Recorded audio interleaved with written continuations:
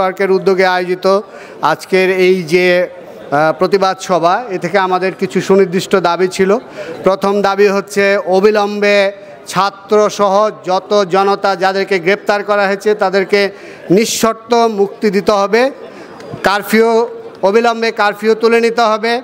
সকল ধরনের হয়রানি ব্লক রেড দিয়ে ছাত্রদেরকে গ্রেপ্তার করা এবং অন্যান্য যারাদেরকে গ্রেপ্তার করছেন সেটি বন্ধ করতে হবে এবং শেষে অবিলম্বে সকল শিক্ষা প্রতিষ্ঠান খুলে দিয়ে শিক্ষার সুষ্ঠু পরিবেশ বজায় রাখতে হবে এবং এ পর্যন্ত যা কিছু হত্যাকাণ্ড হয়েছে সকলের সঠিক পরিচয় প্রকাশ করে সকল হত্যাকাণ্ডের বিচার নিশ্চিত করতে হবে। এটি ছিল আমাদের দাবি। বিশ্ববিদ্যালয় শিক্ষক নেটওয়ার্ক যার সদস্য বাংলাদেশের বিভিন্ন পাবলিক এবং প্রাইভেট বিশ্ববিদ্যালয়ে সম্মানিত শিক্ষকবৃন্দ, আগামী দিনেও আপনারা আমাদের এই আন্দোলন সংগ্রামে থাকবেন এই আশাবাদ ব্যক্ত রেখে আমরা এখন আমাদের ডান দিকে যে গেটটি আছে নীলক্ষেত গেট, সেই গেটে আমাদের অনেক সম্মানিত শিক্ষক মণ্ডলীকে আটকিয়ে রেখেছে। আমরা সেই উদ্দেশ্যে সেখানে যাব।